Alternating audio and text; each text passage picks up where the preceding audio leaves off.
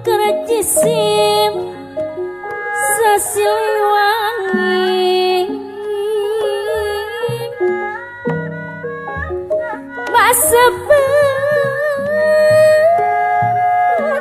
Masebenkan Dasta rasa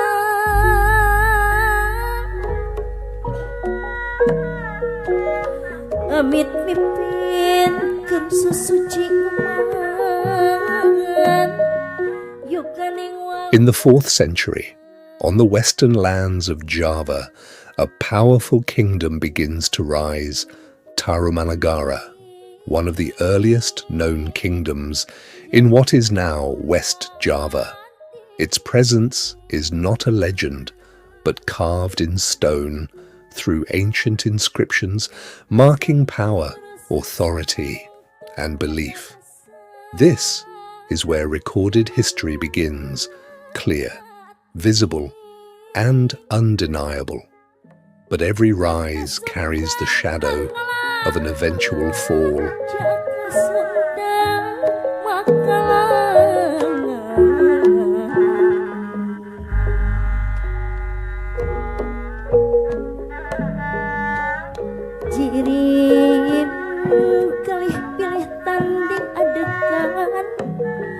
Pakuan rasa bikin muhit aji diri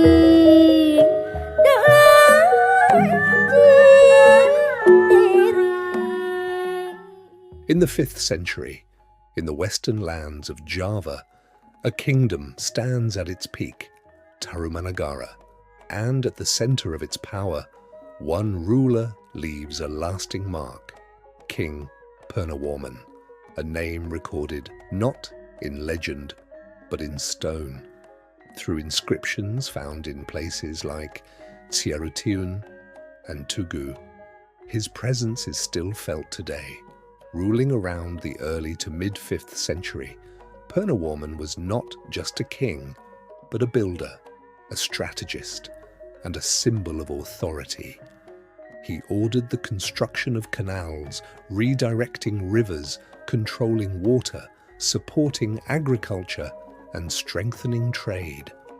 In one inscription, his footprints are carved into stone, compared to the power of gods, a sign of both leadership and divine legitimacy. His kingdom stretched across what is now West Java, connecting inland regions to coastal routes. Under his rule, Tarumanagara reached its golden age, strong, organized, and influential. But even the greatest rulers cannot hold back time. And after Purnawarman, the story of Tarumanagara begins to fade.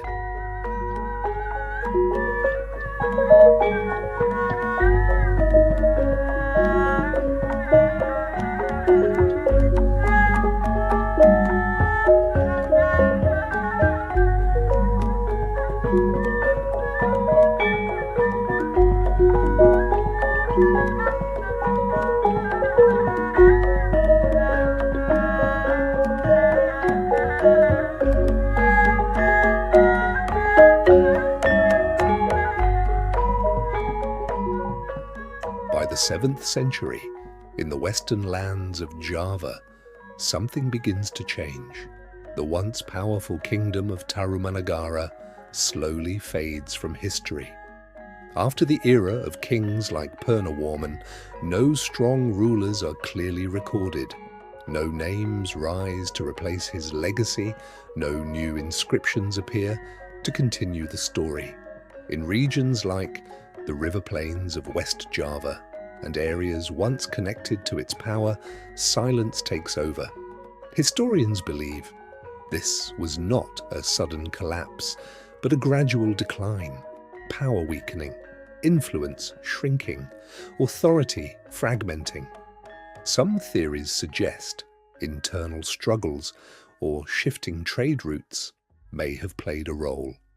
Others point to the rise of new regional powers beginning to challenge old structures. But the truth is, No single record confirms what truly happened. Tarumanagara did not fall in one moment, it disappeared, piece by piece, until only traces remained. And in that silence, a new chapter was waiting to begin.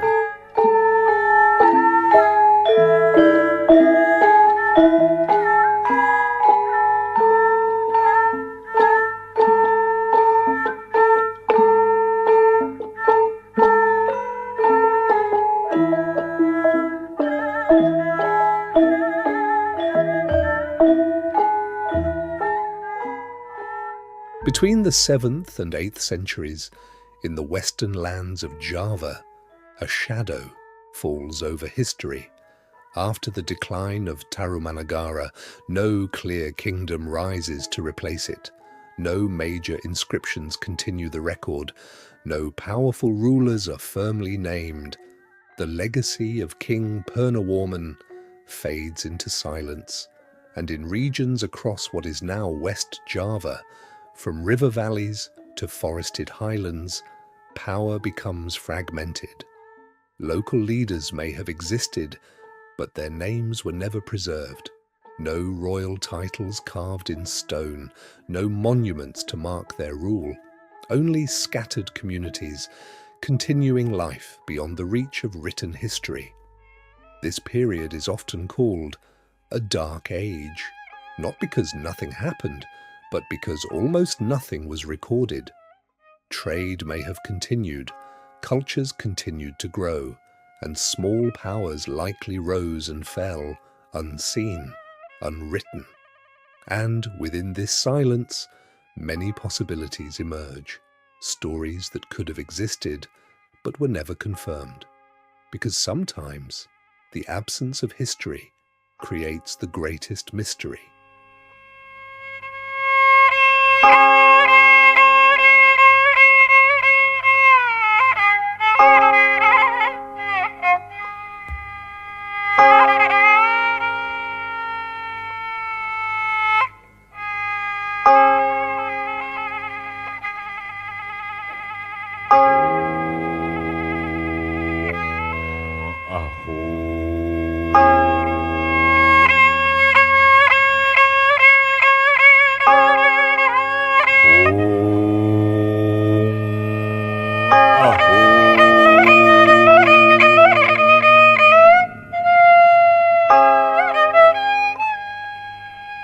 Nudigurit titis tulis binokasi, nudigurat lampah makuta, mipit sari purbatisti, ngalabuah purbajati, pakena gawe rahayu, pakeun heubeul jaya di buana, pakena kerta bener, pakeun nanjeur di juritan, kitu nunatrat tina dampal hiang buni sora, ngamalir kana dada Prabu Wastukancana, muarana nya sang pamanah rasa, kebat baranang Ratu Jayadewata nungemprai di wetan, nungempur di kulon nya Sri Baduga Maharaja, nya Sri Baduga Maharaja nu nyangking wangi ti kawali, wawangi jatining diri Prabu Siliwangi, mangadeg kadatuan Sri Bima Punta Narayana Madura Suradipati, Masyeup Sang Hyang Talagarene Mahawijaya, ngarumat kulubur kabuyutan, ngarawat lemah Mandala, adeg panceg ngeheyek dayeuh ngolah nagara. Pajajaran ngabrak nebar dangiang Sunda Jaya di Buana Pancatengah. Panjang wawangi nu ngamalir sapanjang wanci, ngamalir kana lemah, ngamalir kana getih, ngamalir kana angin, ngamalir sapanjang wanci nya binokasi, ngamalir ti wawangi kawawangi. Ong ahong, ong ahong, panjang lampah dangiang pajajaran. Titis tulis nu diguratkeun dina makuta, diguritkeun naretes binokasi, nu gumlar di Kawali, gumebiar di Sri Bima Punta, panjang lampah di Aping Kandagalante. Kasatiaan Jaya Perkosa, Pancar Buana, Nangganan, Sang Hyang Kondang Hapa, kebat, gencelang makuta, kulubur Prabu Gesan Ulun. Tikutamaya kadayeuh luhur, binokasi ngancik di Sumedang Larang, ngancikna sapanjang wanci. Duh nuwangi ngancikan Prabu Siliwangi ngancikan saban getih Sunda, sangkan Sunda jaya di Buana. Ong ahong,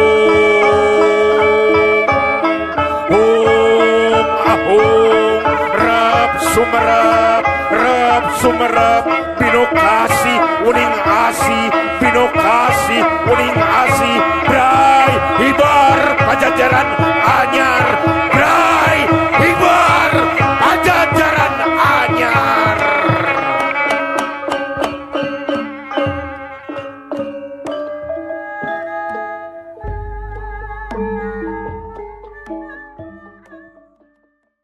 Around the 8th century, in the western region of Java, after a long period of silence, a new power begins to take shape, the Sunda kingdom, emerging not suddenly, but gradually from the fragmented lands left behind after Tarumanagara.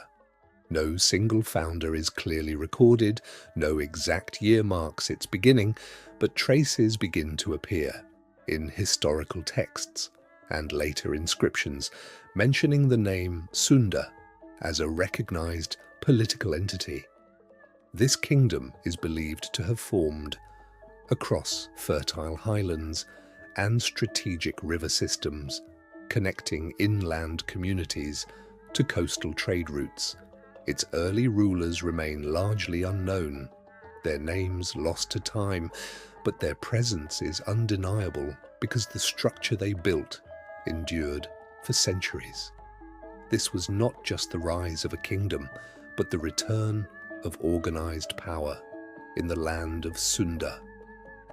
A new chapter begins, one that history would finally record again.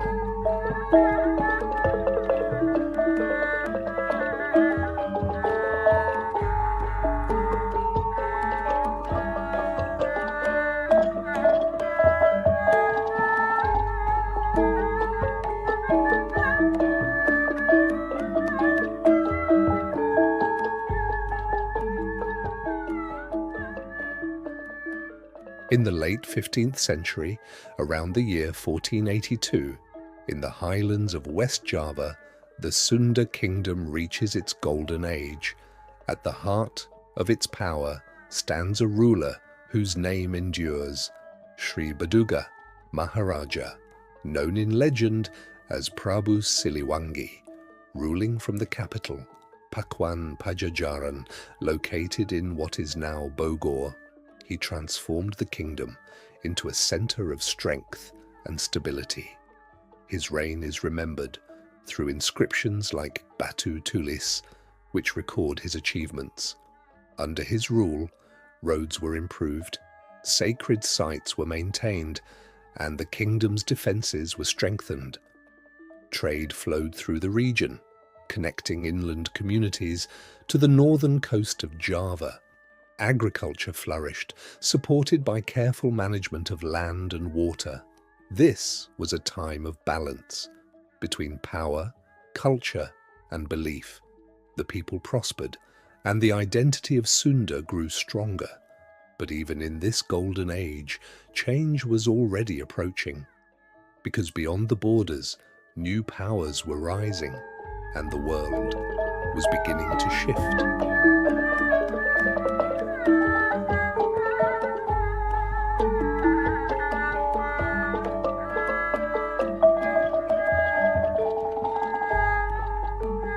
In the early 16th century, across the island of Java, the world begins to change. New powers rise along the northern coast, driven by trade, belief, and ambition. Islamic sultanates expand their influence, including Kesultanan Demak, and later Kesultanan Banten. Their control over coastal trade routes grows stronger with each passing year. Meanwhile, in the highlands of West Java, the Sunda kingdom continues to stand, under rulers who inherited the legacy of Sri Baduga Maharaja, including his successors such as Surawisesa, who ruled in the early 1500s. From the capital, Pakuan Pajajaran, they watched the changing tides. Trade routes began to shift, from inland networks to coastal dominance. Political alliances became fragile, and external pressures increased. The Sunda kingdom was no longer isolated. It now faced a new reality, a world where power was no longer defined only by land, but by control of the sea. And in this changing world, the balance of power would soon be tested.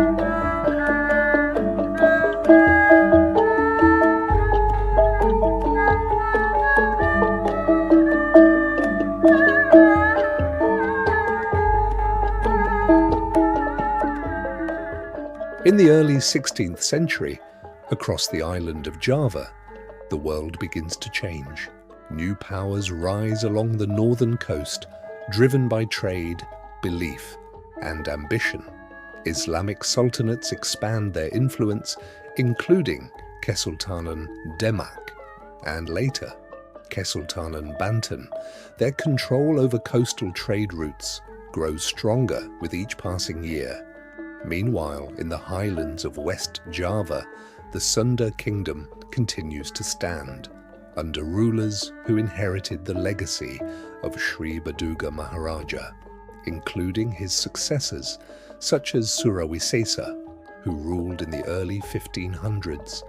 From the capital, Pakuan Pajajaran, they watched the changing tides. Trade routes began to shift, from inland networks to coastal dominance. Political alliances became fragile, and external pressures increased. The Sunda kingdom was no longer isolated. It now faced a new reality, a world where power was no longer defined only by land, but by control of the sea. And in this changing world, the balance of power would soon be tested.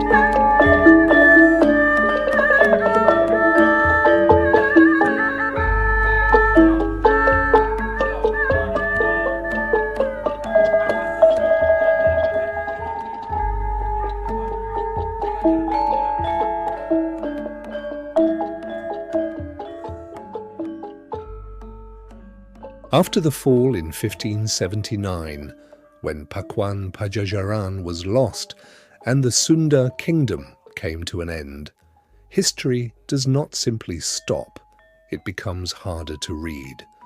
What we know comes from fragments, inscriptions, and texts like Carita Parahyangan, which record the names of kings from earlier centuries, including Sri Baduga Maharaja and later rulers such as Surawisesa. But even these sources are not complete. They were written years after the events, shaped by memory, interpretation, and perspective. Historians must compare evidence, question details, and reconstruct the past carefully, because not everything recorded is fully certain, and not everything uncertain is false. Between fact and interpretation lies the real challenge of history, understanding what happened while accepting what may never be fully known.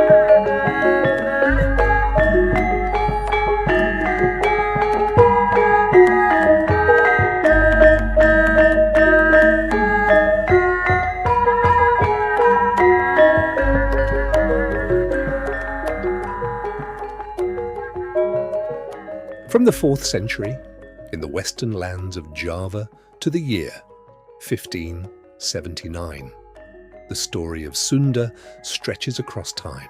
It begins with Tarumanagara and kings like Purnawarman, whose legacy survives in stone inscriptions.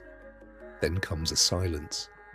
In the 7th to 8th centuries, a period with no clear rulers, no complete records, only fragments. History fades before rising again with the emergence of Kerajaan Sunda, centered in Pakuan Pajajaran, where rulers like Sri Baduga Maharaja brought order and strength, until finally, in the 16th century, under the last king, Raga Mulia, the kingdom falls to Kesultanan Banten. But even with these names, these dates, and these places, the story is not complete. There are gaps, missing chapters, unanswered questions, because history is not only what is recorded, but also what is lost. And in those missing pieces, the mystery of Sunda still lives on.